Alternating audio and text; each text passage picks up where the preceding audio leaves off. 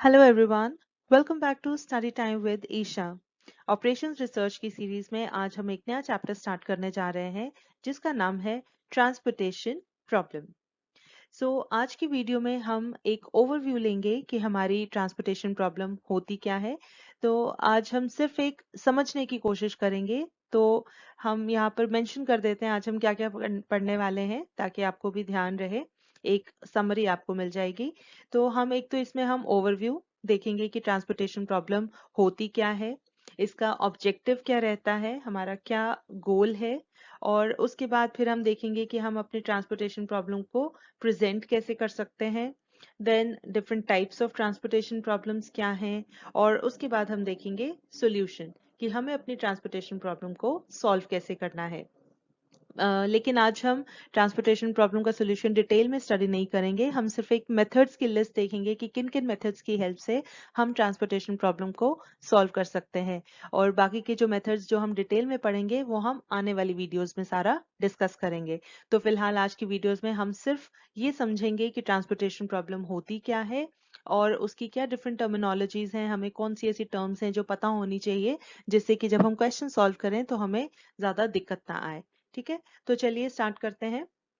Transportation problem, transportation problem एक typical transportation problem जो होती है हम उसे एक एग्जांपल की हेल्प से समझते हैं। देखिए, for example there is a manufacturer of air conditioners और उसके 3 मैन्युफैक्चरिंग प्लांट्स हैं लोकेटेड एट डिफरेंट लोकेशंस। तो हम उन 3 प्लांट्स को नाम दे देते हैं से ए, बी एंड सी। ये हमारे डिफरेंट प्लांट्स हैं, राइट। अब सपोज हमारे जो कस्टमर्स हैं वो 3 डिफरेंट रीजन्स में लोकेटेड हैं। तो हम यहाँ कस्टमर्स के लिए, क्योंकि बायर्स हैं हमारे, तो हम उसको लिख देते हैं मार्केट प्लेसेस, राइट। हमारी सपोज 3 मार्केट प्लेसेस हैं, हम उनको नाम दे देते हैं X, Y and Z, right. अब यहाँ पर हम कुछ एक दो चीजें एज्यूम करते हैं, क्योंकि जब भी हम कोई मैथमेटिकल मॉडल स्टडी करते हैं तो all those models are based on they are based on certain assumptions. तो हम यहाँ पर भी कुछ चीजें एज्यूम करेंगे। तो हम एज्यूम क्या करेंगे, एक तो हम एज्यूम करके चलेंगे कि इन तीनों प्लेसेस की जो डिमांड है, क्योंकि कस्टमर्स ने सामान खरीदना है, तो हम एक एस्टिमेट लेकर चलते हैं। ठीक है, तो हम यहाँ पर एज्यूम करेंगे कि इन तीनों मार्केट प्लेसेस की जो डिमांड है हमारे प्रोडक्ट के लिए वो it is known in advance. ठीक है, हमें पता है। उसके अलावा ये जो तीनों हमारे मैन्युफैक्चरिंग प्लांट्स हैं, यहाँ पर कितनी प्रोडक्शन होती है पर यूनिट ऑफ टाइम, तो वो भी हमें पता है। ठीक है, दैट इज ऑल्सो गिवन। तो हम यहाँ पर क्योंकि प्रोडक्शन पर यूनिट हो रही है, तो यहाँ से क्योंकि प्रोडक्ट सप्लाई होने हैं, तो हम यहाँ पर टर्म क्या यूज कर लेते हैं, सप्लाई। ठीक है, तो कहने का मतलब ये है कि हमें इन तीनों मैन्युफैक्चरिंग प्लांट्स की सप्लाई पता है और तीनों मार्केट प्लेसेस की डिमांड पता है। ठीक है, इसके अलावा एक और चीज, ये सप्लाई और डिमांड बराबर हैं। ठीक है, तो ये चीज भी हम एज्यूम कर रहे हैं कि supply is equal to demand. तीनों रीजन्स की जो टोटल सप्लाई है दैट इज इक्वल टू तीनों रीजन्स की डिमांड, राइट। इसके अलावा एक और चीज हमें क्या पता है कि जब हम एक जगह से दूसरी जगह हम गुड्स को ट्रांसपोर्ट करेंगे तो we also know the per unit cost of transportation. ठीक है, तो हम यहाँ पर लिख देते हैं ताकि आपको ध्यान में रहे। हमें इसके अलावा क्या चीज पता है, कॉस्ट ऑफ ट्रांसपोर्टेशन। ठीक है, तो यहाँ पर यूजुअली जो आपको क्वेश्चन गिवन होगा वहां पर यूनिट कॉस्ट गिवन होगी, मतलब transporting one product from one place to another, उसमें ट्रांसपोर्टेशन कॉस्ट पड़ती है। ठीक है, so transportation cost is also known, right. तो अब हमारी ट्रांसपोर्टेशन प्रॉब्लम क्या कहती है कि हम कैसे अपने गुड्स को ट्रांसपोर्ट करें from one place to another, from one plant to one market place. तो हमें जो उसमें कॉस्ट इन्वॉल्व होगी, हमें जो टोटल कॉस्ट पड़ेगी दैट शुड बी मिनिमम। तो कम से कम कॉस्ट में हमें गुड्स ट्रांसफर करने हैं from one place to another. ठीक है, तो यहाँ पर हमें क्वेश्चन में और क्या चीजें गिवन होंगी, यहाँ पर देखिए डिफरेंट रूट्स क्या बन सकते हैं। एक तो हमें ट्रांसपोर्ट करना है अगर A to X, A to Y and A to Z. ठीक है, एक मैन्युफैक्चरिंग प्लांट से हम गुड्स ट्रांसपोर्ट कर रहे हैं टू 3 डिफरेंट मार्केट प्लेसेस। उसी तरह से सपोज हम बी मैन्युफैक्चरिंग प्लांट से भी इन तीनों जगह पर ट्रांसपोर्ट कर रहे हैं एक्स, वाई एंड जेड।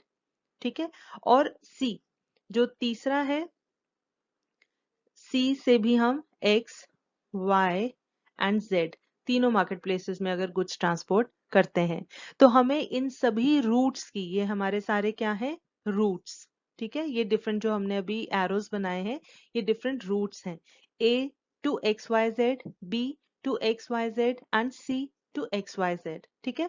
तो ये अगर हम इन रूट्स पे अपने गुड्स ट्रांसपोर्ट करते हैं तो क्या मिनिमम ट्रांसपोर्टेशन कॉस्ट इनकर करके हम ये ट्रांसपोर्टेशन कर सकते हैं, ठीक है। तो बेसिकली हमारा ऑब्जेक्टिव क्या रहता है, the objective is to transport goods from different marketplace from different plants to different marketplaces so that our total transportation cost is minimized, right? This is the objective, ठीक है। तो यहाँ पर भी बेसिकली हमारी ये क्या है, मिनिमाइजेशन प्रॉब्लम है, हमें कॉस्ट को मिनिमाइज करना है, ठीक है। तो basically transportation problem is a minimization problem, right? I hope this is clear, ठीक है। तो यहाँ पर हम जो टर्म्स बेसिकली हम क्वेश्चंस में यूज करते हैं वो क्या टर्म्स यूज करते हैं, हम प्लांट्स को हम यहाँ क्योंकि यहाँ से गुड्स सप्लाई होने हैं तो हम इनके लिए टर्म्स मोस्टली यूज करते हैं ओरिजिन्स और सोर्सेस, ठीक है। और जहां पर हमारे ये रिक्वायरमेंट प्लेसेस हैं, जहां पर रिक्वायरमेंट है, जहां कस्टमर्स अवेलेबल हैं, बायर्स अवेलेबल हैं, उनको हम बोलते हैं डेस्टिनेशन, क्योंकि यहाँ पर हमें ट्रांसपोर्ट करना है, ठीक है। तो हम क्या टर्म्स यूज करेंगे, अब आपको कुछ टर्म्स क्या पता होनी चाहिए ट्रांसपोर्टेशन प्रॉब्लम के लिए, origin और source, destinations, supply, demand and cost of transportation, ये कुछ टर्म्स हैं जो आपको पता होनी चाहिए, ये हम हर क्वेश्चन में ये टर्म्स यूज करेंगे, ठीक है। तो ये हमारा एक ओवरऑल, आई होप आपको ट्रांसपोर्टेशन प्रॉब्लम का concept, basic concept is clear, ठीक है।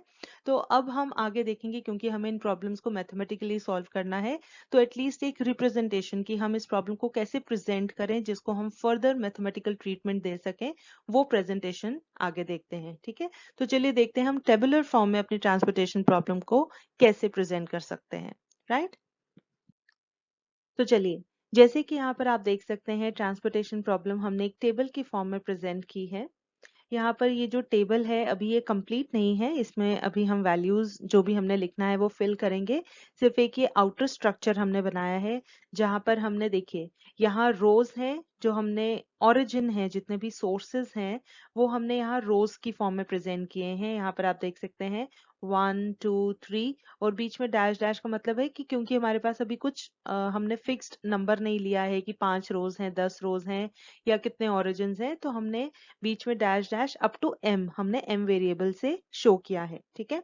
तो ओरिजिन आई, आई क्यों है, क्योंकि I represents the number of row, ठीक है। जैसे ये 1 है तो if I is equal to 1 तो ये फर्स्ट रो है, if I is equal to 2 second row है, if I is equal to 3 third row है, and if I is equal to M तो ये mth रो है, मतलब जो भी लास्ट रो होगी, ठीक है। यहाँ से हमने कॉलम्स में हमने डेस्टिनेशंस को शो किया है, ठीक है। हमारी डेस्टिनेशंस हमने इसको रिप्रेजेंट किया है कॉलम्स को, जितनी भी हमारी मार्केट प्लेसेस हैं, तो हमारे पास कितने ये कॉलम्स हैं यहाँ पर 1 2 3 अप टू एन, ठीक है। तो हमारे एन कॉलम्स हैं, तो यहाँ पर डेस्टिनेशन ब्रैकेट में जे लिखा हुआ आप देख रहे होंगे, तो ये जे जो है वेरिएबल ये हमारी नंबर ऑफ कॉलम को बताता है, ठीक है, कि हम कौन से कॉलम की बात कर रहे हैं। तो if J is equal to 1 मतलब हम फर्स्ट कॉलम की बात कर रहे हैं, if J is equal to 2 हम सेकेंड कॉलम की बात कर रहे हैं, एंड लाइकवाइज, ठीक है। तो हमारे कितने रोज हैं, एम रोज हैं, एन कॉलम्स हैं, ठीक है। तो हम कह सकते हैं कि ये जो हमने पूरा टेबल बनाया है ये एक तरह से मैट्रिक्स की फॉर्म में है, एम बाय एन मैट्रिक्स, ठीक है, where M is the number of rows और एन बताता है नंबर ऑफ कॉलम्स, ठीक है। तो ये एम बाय एन मैट्रिक्स की फॉर्म में हम इसको समझेंगे। उसके बाद अब देखेंगे कि ओरिजिन्स के नीचे लास्ट में हमने ये डिमांड लिखा हुआ है, ठीक है। तो अब आप कहेंगे कि ओरिजिन्स की तो सप्लाई होती है, डेस्टिनेशन पे डिमांड होती है, तो हमने ये ओरिजिन के नीचे क्यों लिखा है। तो यहाँ पर अब आपको कोई रट्टा नहीं लगाना है कि किसके सामने क्या लिखना है, आप थोड़ा सा सोचेंगे तो आपको समझ आएगा कि ओरिजिन फर्स्ट रो में है, तो हमारा रो के सामने यहाँ पर सप्लाई है, ठीक है। तो फर्स्ट रो फर्स्ट ओरिजिन की सप्लाई हम यहाँ पर लिखेंगे। ठीक है, सेकेंड रो की सप्लाई हम इसके सामने यहाँ सप्लाई वाले लास्ट में जो कॉलम बनाया है वहां पर लिखेंगे। ठीक है, तो इसी तरह से जो डेस्टिनेशन है, हमारी फर्स्ट डेस्टिनेशन है तो फर्स्ट डेस्टिनेशन के नीचे वहां की डिमांड आएगी, सेकेंड डेस्टिनेशन के नीचे उसकी डिमांड आएगी and likewise. Right, is that clear? तो चलिए, तो हमने बेसिकली जो हमारा पूरा ओवरऑल स्ट्रक्चर है उसमें हमने क्या क्या चीजें मेंशन करनी है। एक तो ओरिजिन्स और डेस्टिनेशंस। ओरिजिन्स हम लिखेंगे रोज में, डेस्टिनेशंस हम लिखेंगे कॉलम्स में। ठीक है, और फिर उसके बाद लास्ट में ओरिजिन्स के नीचे हमने एंड में लिखा है डिमांड, तो हर एक कॉलम में उसके कॉरेस्पॉन्डिंग जो भी डेस्टिनेशन है वहां की डिमांड लिखेंगे। और यहाँ से हमने सप्लाई लिखा है तो उसके नीचे डिफरेंट रोज में सभी ओरिजिन्स की सप्लाई की वैल्यूज आ जाएंगी। ठीक है, यहाँ तक क्लियर है? तो चलिए अब हम देखते हैं कि हमने ये जो बीच में वैल्यूज लिखनी है वो कैसे फिल करनी है। राइट, देखिए अब हमने क्या कहा था कि जब हम ट्रांसपोर्टेशन प्रॉब्लम करते हैं तो हमें वहां पर ये एक तो ये चारों चीजें पता होनी चाहिए, सप्लाई, डिमांड, सोर्स, ओरिजिन। उसके अलावा हमने कहा था हमें कॉस्ट ऑफ ट्रांसपोर्टेशन पता होती है कि हम किस ओरिजिन से किस डेस्टिनेशन पे ट्रांसपोर्ट करेंगे तो हमें कितनी कॉस्ट पड़ेगी। राइट, तो हमने कॉस्ट जो वैल्यूज लिखनी है, ये जो बीच में जितने भी सेल्स बने हुए हैं वहां पर हम कॉस्ट मेंशन करेंगे। ठीक है, तो क्योंकि हम जनरल फॉर्मेट स्टडी कर रहे हैं तो हम कॉस्ट के लिए हम वेरिएबल यूज करेंगे CIJ। ठीक है, ये जो हमारा एक और चीज यहाँ पर बता दें कि जो हमने यहाँ पर मैट्रिक्स बनाना है, दिस इज पर यूनिट कॉस्ट मैट्रिक्स, पर यूनिट कॉस्ट मैट्रिक्स। ठीक है, इसका क्या मतलब है? पर यूनिट कॉस्ट मैट्रिक्स का मतलब है कि जो हम बीच में जो भी कॉस्ट की वैल्यूज लिखेंगे वो होंगी एक यूनिट की, कि एक 1 यूनिट ऑफ प्रोडक्ट को जब हम ट्रांसपोर्ट करते हैं एक ओरिजिन से एक डेस्टिनेशन पर, तो उस एक प्रोडक्ट को ट्रांसपोर्ट करने की हमें कितनी कॉस्ट पड़ती है। ठीक है, तो हम जो बीच में वैल्यूज लिखेंगे वो हमारी होंगी कॉस्ट की वैल्यूज। राइट, जिसको हम रिप्रेजेंट कर रहे हैं CIJ से। तो C तो हो गया कॉस्ट के लिए, IJ का क्या मतलब है? From ith row to jth column. ठीक है, from ith origin to jth destination. तो अगर I की वैल्यू 1 है और J की वैल्यू 1 है, इसका मतलब first origin to first destination हमें कितनी कॉस्ट पड़ती है। ठीक है, so CIJ is cost of transporting और cost of transportation,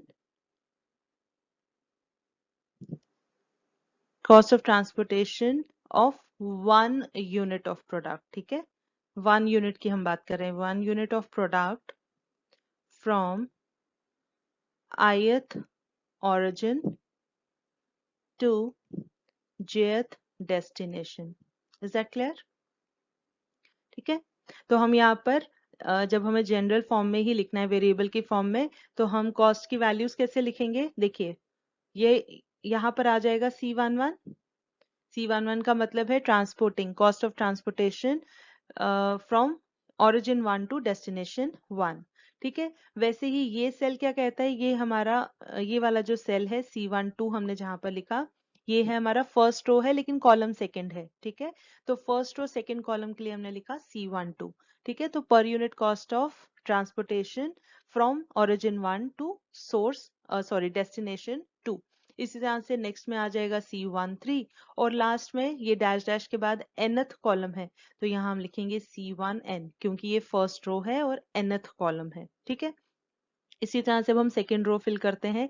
second row में देखिए, second row first column C21, then C22, C23 and C2n। Right, वैसे ही थर्ड में हम लिखेंगे C, अब थर्ड रो है ना, थर्ड रो फर्स्ट कॉलम तो C31, third row second column C32, right? Then third row third column C33 up to last is 3n, third row nth column। ठीक है, अब ये बीच में डैश डैश है क्योंकि कोई फिक्स नंबर ऑफ रोज नहीं है। अब हम mth रो लास्ट रो पे आते हैं, ये हो जाएगा mth रो फर्स्ट कॉलम है CM1, CM2, CM3 and CMN। ठीक है, ये लास्ट में आ गया mth रो nth कॉलम। ठीक है, ये हमारी आ गई सारी कॉस्ट की वैल्यूज। ठीक है, उसके अलावा हमने कहा था कि हर एक ओरिजिन की हमें सप्लाई पता होगी, तो हमने यहाँ सप्लाई के लिए क्या यूज किया है variable AI। I is the subscript, मतलब ith रो। ठीक है, first row, second row, third row. तो फर्स्ट रो में अब हम ये कैसे वैल्यूज लिखेंगे, हम ये चेंज करते हैं कलर ताकि ये डिफरेंशिएट हो पाए। हम यहाँ पर लिखेंगे फर्स्ट रो में A1, सेकंड में A2, थर्ड में A3 और लास्ट में आ जाएगा A, mth रो है ना AM। Is that clear? वैसे ही जब हम डिमांड लिखेंगे, हर एक डेस्टिनेशन की डिमांड लिखनी है, तो यहाँ पर हमने डिमांड के लिए क्या यूज किया है, वेरिएबल BJ, राइट? तो J मीन्स jth कॉलम। तो फर्स्ट कॉलम है तो वहां पर B1, सेकंड कॉलम में B2, B3 और लास्ट में आ जाएगा ये कौन सा nth कॉलम है ना, BN। ठीक है। उसके अलावा हमने कहा था कि हमारे सप्लाई और डिमांड बराबर होनी चाहिए। तो हम यहाँ पर कैसे बराबर लिखते हैं उसको, हम उसके लिए लिखेंगे, इन सबको ऐड करना है। ठीक है। टोटल जो एग्रीगेट सप्लाई है और एग्रीगेट डिमांड है, मतलब total of supply at different origins and total of demand at different destinations, वो बराबर होने चाहिए। तो इसीलिए हम लिखेंगे समेशन ऑफ, समेशन हो गया कि सबको ऐड करके, समेशन ऑफ AI। ठीक है। अब 1 2 3 4 नहीं लिखना है क्योंकि टोटल I रोज हैं, I ओरिजिन्स हैं। तो इन सबको ऐड करके summation of AI should be equal to summation of BJ। ठीक है। ये आ गया यहाँ पर टोटल। अब एक चीज इसमें रह गई है, वो क्या है कि हमने ट्रांसपोर्ट किसको करना है, गुड्स को। तो किस रूट पर कितने गुड्स हम ट्रांसपोर्ट करें। ठीक है। तो that number of units to be transported भी हमें मेंशन करना है। तो वो number of units to be transported हम रिप्रेजेंट करते हैं इस वेरिएबल से XIJ। एक्स हो गया number of units to be transported. ठीक है। तो हम यहाँ पर लिख देते हैं number of units to be transported from, कहाँ से ट्रांसपोर्ट करना है, to be transported from ith origin to jth destination.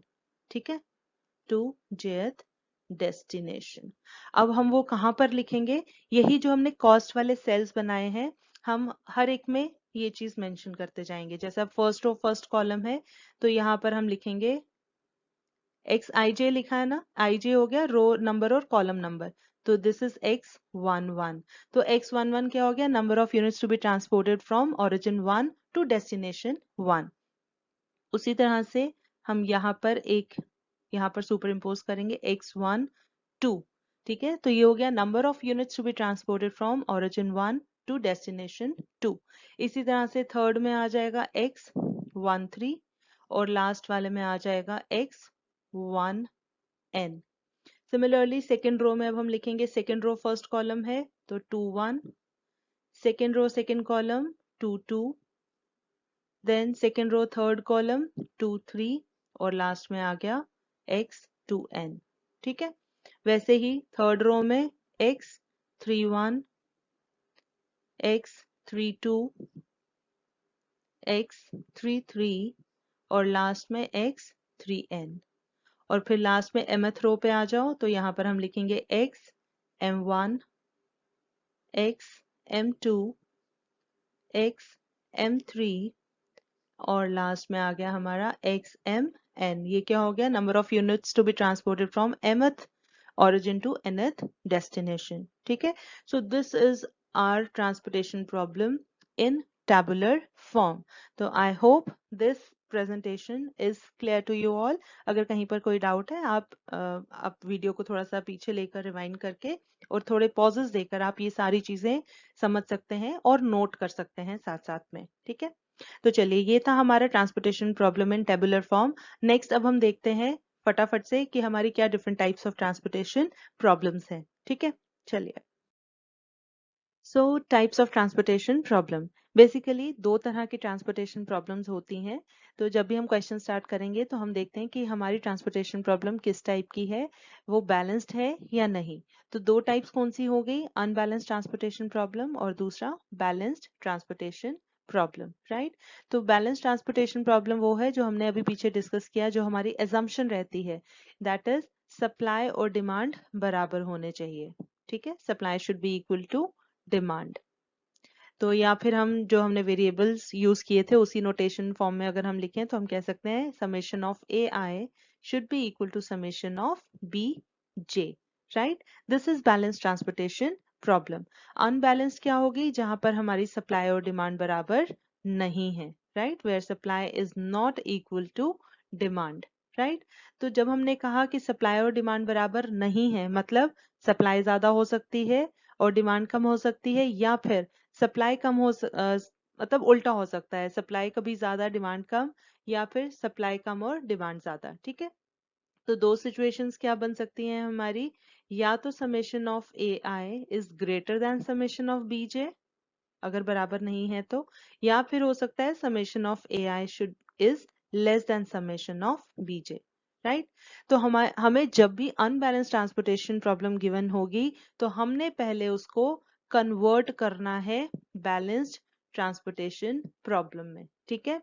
तो हमारा बेसिकली जो भी हमने मेथड करने हैं, ट्रांसपोर्टेशन मेथड, हमने प्रॉब्लम को सॉल्व करने के लिए जो भी मेथड्स यूज करने हैं वो किस पे बेस्ड हैं? बैलेंस ट्रांसपोर्टेशन प्रॉब्लम के लिए उनकी ये फर्स्ट रिक्वायरमेंट है कि हमारी ट्रांसपोर्टेशन प्रॉब्लम बैलेंस्ड होनी चाहिए, ठीक है। तो हमने हमेशा पहले चेक करना है कि हमारी सप्लाई और डिमांड बराबर है या नहीं। अब इसको कन्वर्ट कैसे करना है ये हम आने वाली वीडियोस में जब हम स्पेशल केसेस पढ़ेंगे तो उसमें हम ये सब डिटेल में डिस्कस करेंगे।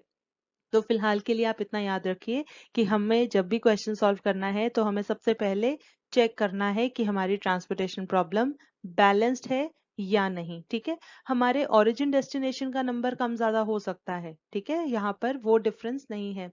हमारे 3 रोज और 4 कॉलम्स हो सकते हैं, उससे फर्क नहीं पड़ेगा, लेकिन जो ओवरऑल सप्लाई और डिमांड है वो बराबर होने चाहिए, ठीक है।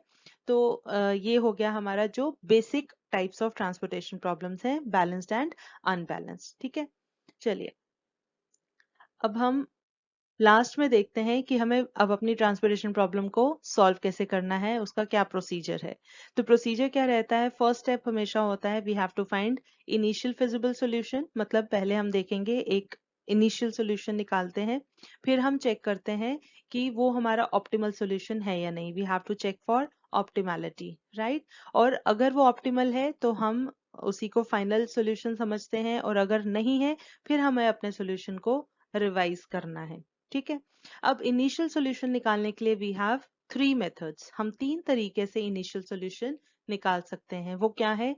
सबसे पहला और सबसे इजी है हमारा नॉर्थ वेस्ट कॉर्नर रूल, ठीक है, नॉर्थ वेस्ट कॉर्नर रूल या मेथड आप कह सकते हैं, ठीक है। This is first method. दूसरा हमारे पास है least cost method, least cost method, हम इसको शॉर्ट में एलसीएम भी बोलते हैं। और लास्ट हमारा आ जाता है वोगल्स अप्रोक्सीमेशन मेथड। आपको शुरू में ये नाम, क्योंकि जब आप फर्स्ट टाइम सुनते हैं तो आपको थोड़े से अजीब या ऐसे लग सकता है कि याद नहीं रहेंगे, पर जब हम क्वेश्चंस करेंगे और ये टर्म्स बार बार यूज होंगी तो ये बहुत इजीली आपको याद हो जाएंगे, ठीक है। तो आप नाम याद करने के लिए बार बार रिपीट कीजिए तो आपको ये इजीली याद हो जाएंगे। तो हम इसको शॉर्ट में वैम भी बोलते हैं, वोगल्स अप्रोक्सीमेशन मेथड। तो इनिशियल फिजिबल सॉल्यूशन हम तीनों में से किसी एक मेथड से निकाल सकते हैं। उसके बाद हम ऑप्टिमैलिटी चेक करने के लिए 2 मेथड्स हैं हमारे पास। एक है हमारा stepping stone method, stepping stone method, और दूसरा रहता है मोडाई, जिसे हम बोलते हैं modified distribution method, right, modified distribution method. तो हम इसको शॉर्ट में मोडाई भी बोलते हैं, MODI, ठीक है। MO stands for modified, DI stands for distribution, ठीक है। तो हमने क्या करना है? पहला स्टेप इनिशियल फिजिबल सॉल्यूशन निकालना है using any of these 3 methods, कोई एक मेथड यूज करके। उसके बाद ऑप्टिमैलिटी चेक करनी है कि हमारा आंसर जो है वो ऑप्टिमल है या नहीं। ऑप्टिमल का मतलब होता है कि जो हमने ट्रांसपोर्टेशन कॉस्ट निकाली है वो मिनिमम है या नहीं, मतलब फर्दर उससे भी कम कॉस्ट में हम काम तो नहीं करवा सकते अपना, ठीक है। तो ये चीज हम चेक करते हैं with the help of these 2 methods. कोई एक मेथड से आप ऑप्टिमैलिटी चेक करोगे और उसके बाद फिर हम रिवाइज करते हैं। अगर ऑप्टिमल सॉल्यूशन नहीं आता है तो इसके लिए भी कुछ स्टेप्स हैं, वो जब हम क्वेश्चन सॉल्व करेंगे तो दैट विल बी क्लियर, ठीक है। तो अगर हमारा ऑप्टिमल सॉल्यूशन नहीं मिलता है then we go to step number 3, that is we revise the solution. और तब तक रिवाइज करते रहेंगे, मॉडिफाई करते रहेंगे जब तक कि हमें until optimal solution is obtained, ठीक है। तो इस तरीके से हमें ट्रांसपोर्टेशन प्रॉब्लम को सॉल्व करना है। राइट। तो आई होप कि कॉन्सेप्ट आपको क्लियर होगा ट्रांसपोर्टेशन प्रॉब्लम का। तो इसके बाद जो आने वाली वीडियोस हैं उसमें अब हम ये सारे मेथड्स एक एक करके प्रैक्टिस करेंगे। तो with this I hope you like this video. तो अगर आपको ये वीडियो पसंद आई हो इसे लाइक ज़रूर करें, और अगर आपकी कोई क्वेरीज हैं, सजेशंस हैं, फीडबैक है, तो कुछ भी आप कमेंट सेक्शन में आप कांटेक्ट कर सकते हैं। और अगर आपको लगता है कि ये वीडियोस आपके किसी भी फ्रेंड रिलेटिव किसी के लिए भी हेल्पफुल हैं तो आप उनके साथ शेयर ज़रूर करें। और अगर अभी अभी तक आपने हमारे चैनल को सब्सक्राइब नहीं किया है तो प्लीज़ इसे सब्सक्राइब ज़रूर करें। तो हम नेक्स्ट वीडियो में लेकर आएंगे methods of solving transportation problems. तो तब तक के लिए टेक केयर, बाय बाय।